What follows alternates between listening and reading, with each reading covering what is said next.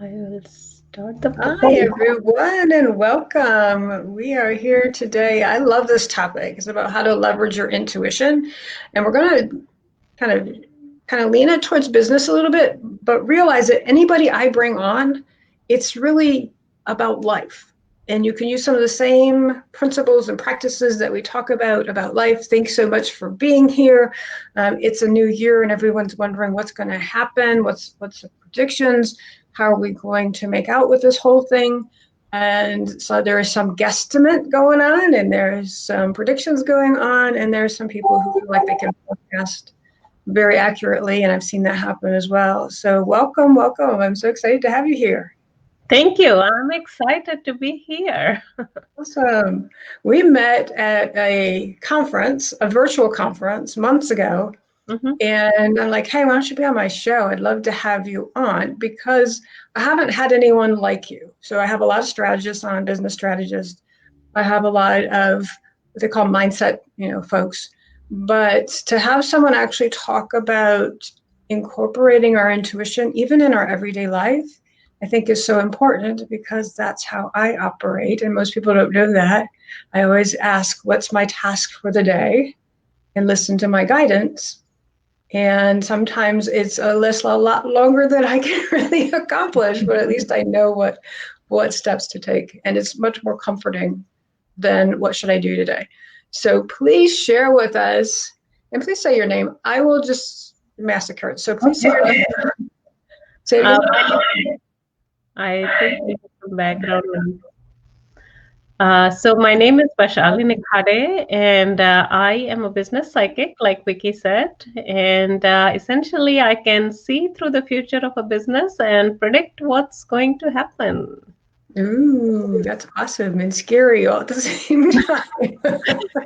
That's so funny because there are times when I sit back and I have a question in front of me and I'm like, do I really want to know this? And I'm like, I would rather know it now than a little bit further down the road. So why don't I just take a look at it and see what's going to happen? I love that. You have that little bit of insight because Yeah. it's true. Because there's many, hindsight's always better than foresight, right? So when something happens to us, there's often that thought, I wish I would have known, or that way I would have done it differently. Not that it wouldn't have happened, but you would have done things differently. So that's kind of comforting to know as well. So how did you know that you had this This- intuition, this ability to forecast the future? So it's actually something that I learned. It's not something that it's most people, when they think of psychics or intuitives, essentially it's kind of one and the same thing. There's a little bit of difference. It's like maybe let's say highway and interstate and freeway and road, that kind of a difference. But most people think that you have to be special, you have to be born with it, and things like that. But the thing is, all of us are born psychic because we all have spirits, and essentially what the psychic senses are the senses of the spirit. And it's just that we haven't flexed our muscles enough, and we don't really know how to use our muscles or get in touch with how to do a certain thing. Because once you learn something, in the beginning it's very awkward and it's difficult, and then as you start doing it often, and the example I give is, let's say, of running, because I'm a fitness freak. So when you first start running, it's difficult, especially for people who've never run before. It doesn't matter how much you have exercised, but running is different. So is every other exercise. But so after you start flexing your muscles and you run for a week, the next week it becomes easier, and then the following week it becomes easier. So when I first got started, I wanted to see how these predictions would actually play out. And I wanted to kind of test and see if it was even real, because I come from a science background.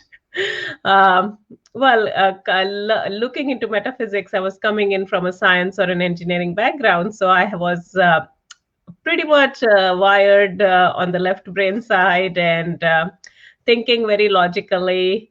But now that I have had a chance to look back at things, it looks like I had been using my intuition all the time. I just wasn't aware of it. Mhm. So I started testing things, and then after they started working out, I became more and more fascinated. And that's how I actually got into it. Well, I appreciate you sharing that because a lot of people do think that they have to be special to have these gifts, and that's not true. You're absolutely right. We are born with it. We dim them down based on our Yes. environment and the people around us, and that's not a bad thing. That's just how that happens. If people aren't aware that this is even a possibility, how can they teach you that? So I appreciate that. I also appreciate you weren't fearful of it because a lot of us too do get the forecast, the intuition, the predictions, follow through with it, and it works, and then we go, oh crap. And so I appreciate you sharing that. It was more of a data processing experiment for you, which created curiosity and fun for you. And to share that with everyone, make it fun, make it creative, make it in that place where you can just play with it rather than any expectations or fears. So thanks for sharing all that. So I know Yeah, you, go ahead. that's really the best way to look at things or start something new, because when you do that, it's like more fun. Mm-hmm. And if you start at it with a very serious perspective and, oh, this has to work, then it just becomes more difficult. I was a little bit chilled and like, let's just see what happens. Let's see if it's even true. Yeah, So, exactly, exactly. And that's how I came about my using mine as well. And I call it a connection. I get it messages. I hear things not by words, but in my mind I hear things. And that was the same thing that happened. And it was more like wasn't experimenting with it. I was knowing that if I didn't listen, that I would get smacked somewhere along the line. And I mean that in a very loving way, but usually what that meant is it was going to come to me louder and louder until I said it. So, or did it, or allowed myself to trust. So I appreciate you sharing that as well. So I know you work mostly with businesses, and I have a lot of business coaches on, but like I said when I opened, I like to people to experience this and look at it through their lens, their point of view. Maybe they don't own a business, but these same practices and principles can help you better your life. So you didn't wasn't really sure what you're playing with, but you played with it anyway, and you're helping businesses to find their what. before we go there, when I first started out, I didn't really start with businesses. I started with individuals Okay. because so think of it this way, like, when do people see a psychic, or why do people see a psychic? Most of the times they have some problem, or they are curious to know some answer in terms of how things are going to play out or pan out. And when I first started out, most of my clients were related to relationships, or reading related to relationships, and some related to career, and also some related to health. But let's say about 70 to 80% were related to relationships.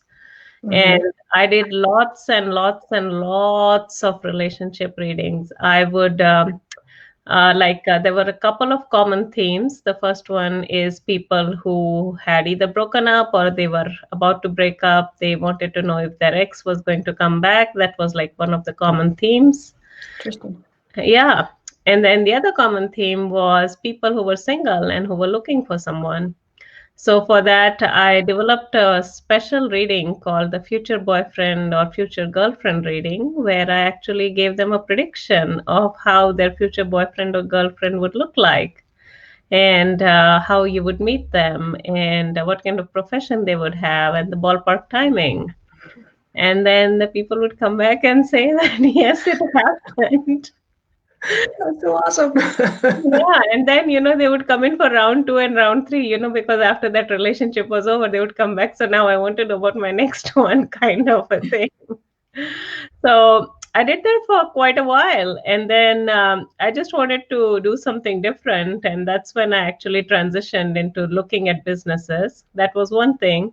And then the other thing was, some of the same clients that I was working with for their personal readings, they actually started asking more like business questions, because Some of them were entrepreneurs, and then they were wanting to find out as to, whether that transaction was going to be successful or not, whether they should bid some higher amounts on contracts. And I kind of combined my knowledge in engineering, a little bit of playing with numbers along with the psychic stuff.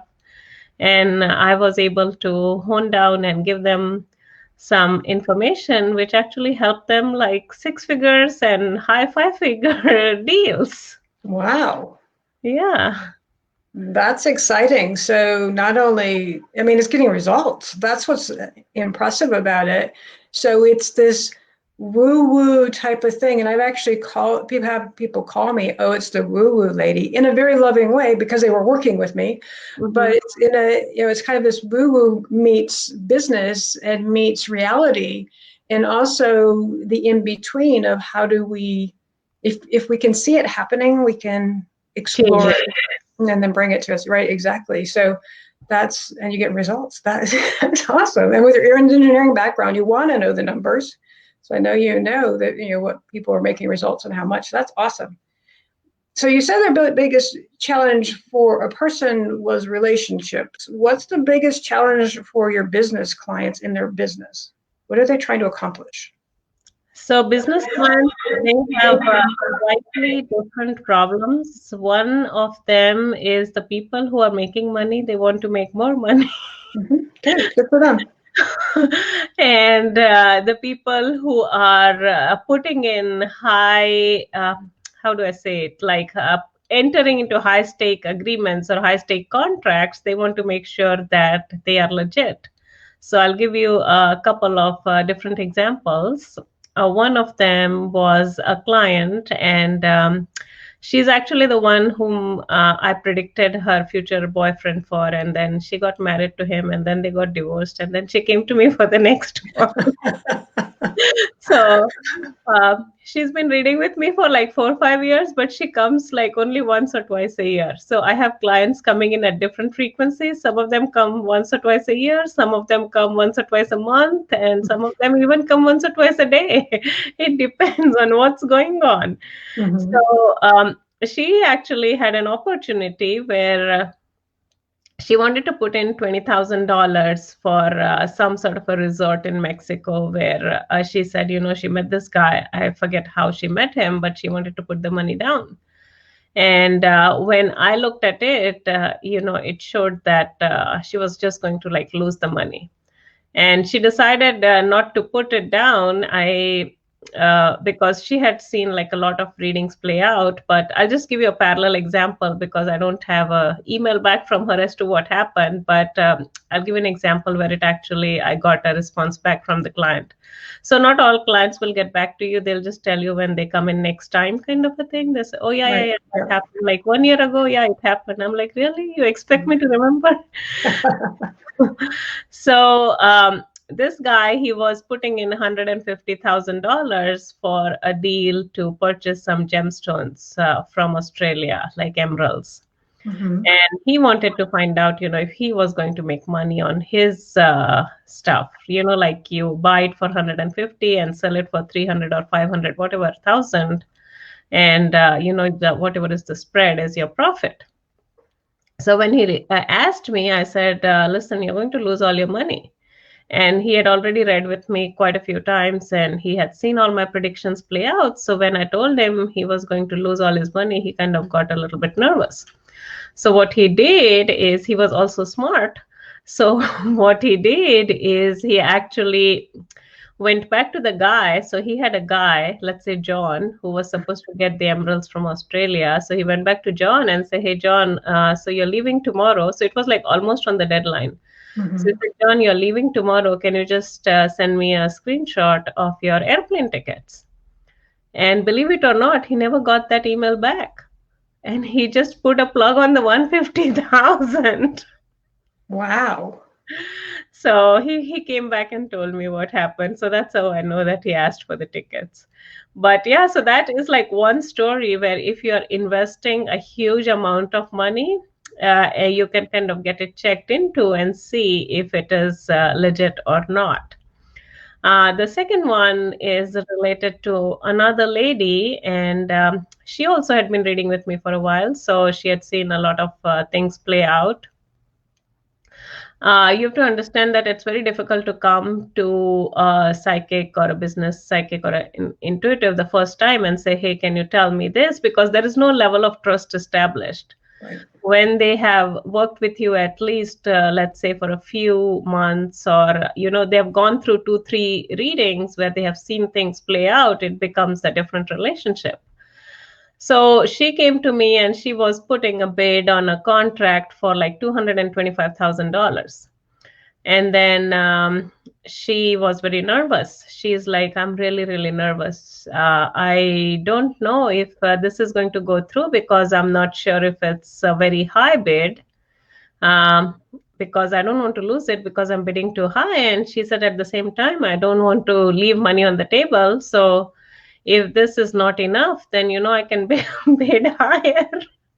So she was willing to go as low as 200,000. And she said, should I just change it to 200 so that my bid gets accepted? Or should I make it higher? Because I don't want to leave money on the table. So then, like I said, I combine my knowledge of engineering and math.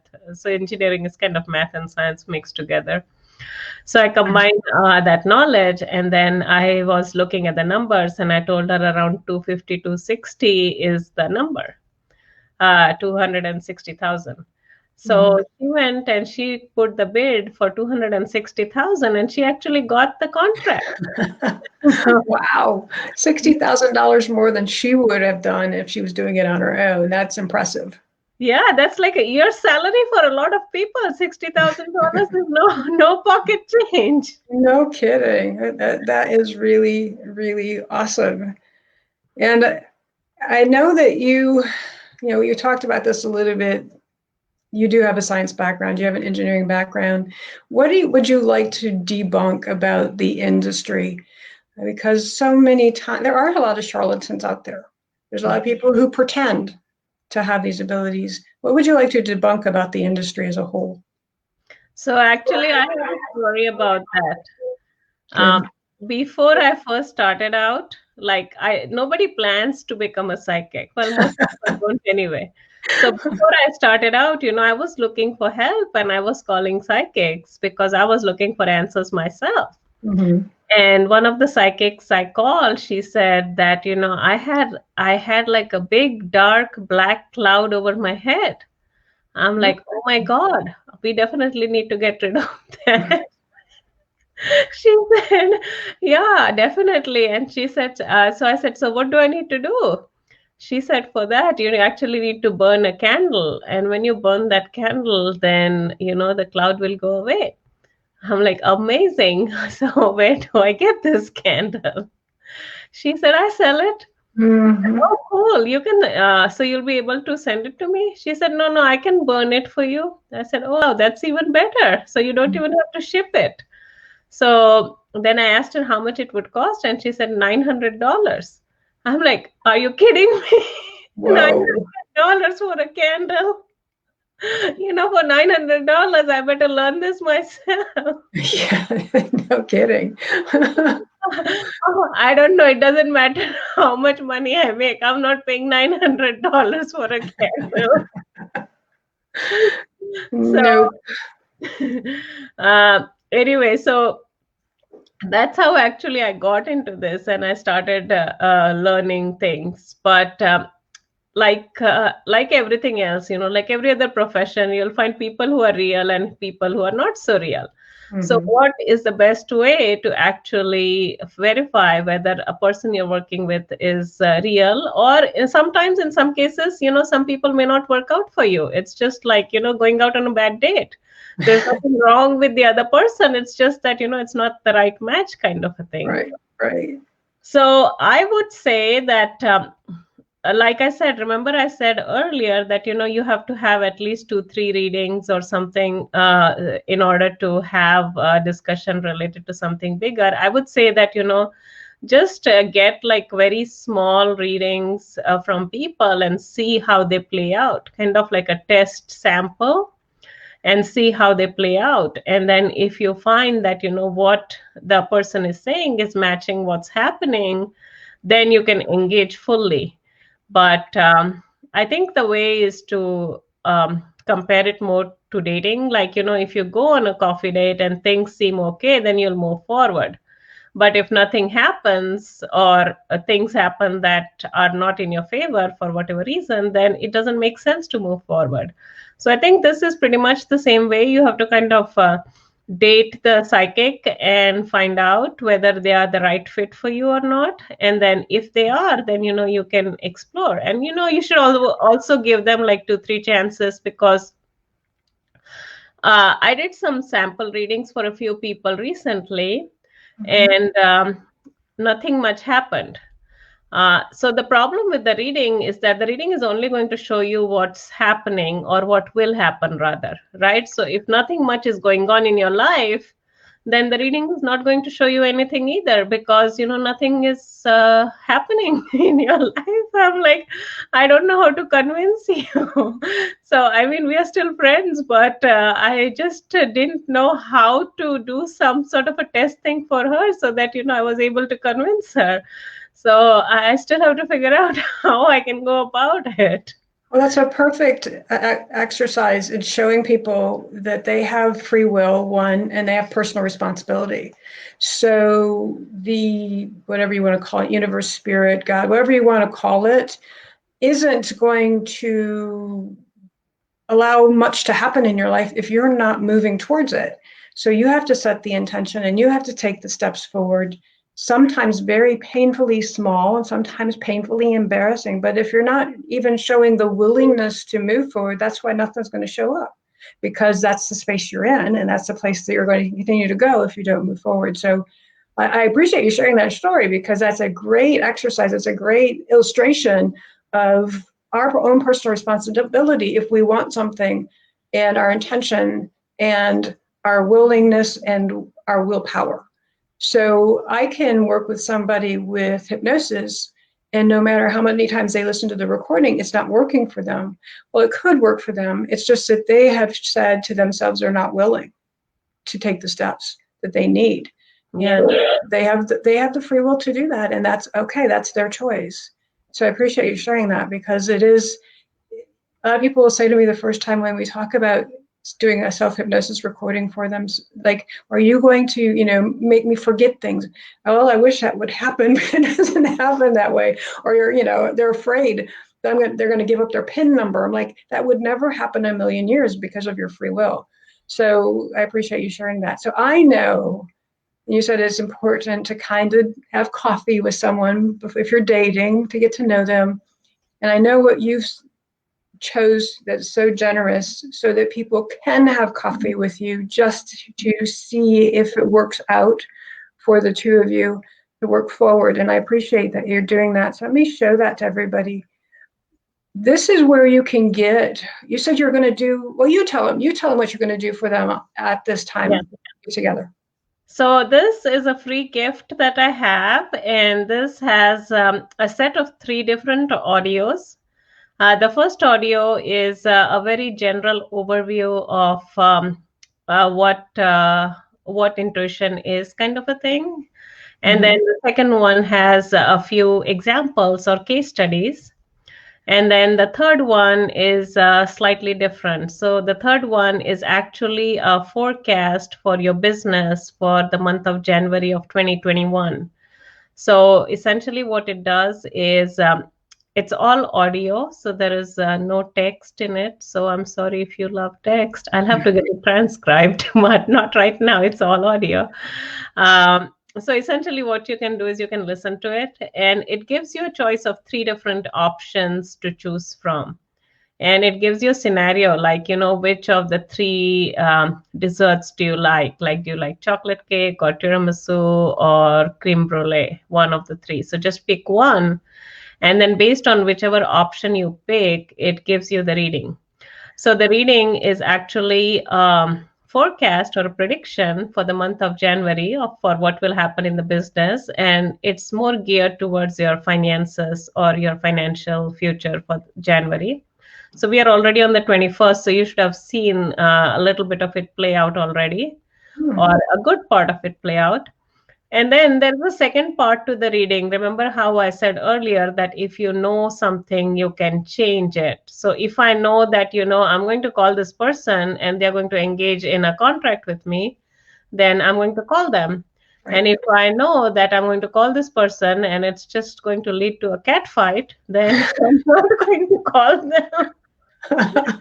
So I give you what steps you need to take in order to increase your income for January. So even though we are on the 21st, whatever is the prediction, if you download it in the next day or so, whatever is the prediction, if you implement that, you will still be able to increase your income. So Hmm. I would definitely love it if you go and just go through the MP3s. They're not very long, and you can have some fun with it. Well, thank you so much. That is so intriguing and fun too, like you said, because now that we're three-quarters of the way through our month, we can kind of look backwards and go, oh yeah, that did happen. Oh yeah, that happened too, and get to know you a little bit better about how you work. So I really appreciate your generous offer. Thanks so much for being on today. It's been fun. I appreciate you sharing to my audience, maybe for the first time, that there is other avenues on growing our businesses that can be helpful and our personal lives that they may not have considered. So thanks so much. Thank you. It was so nice to be here. That's awesome. So check out her freebie, her gift, and I will see you all again next Thursday at 1 p.m. Eastern Time for Breakthrough Moments. Take care, everyone. Bye, everyone. Bye.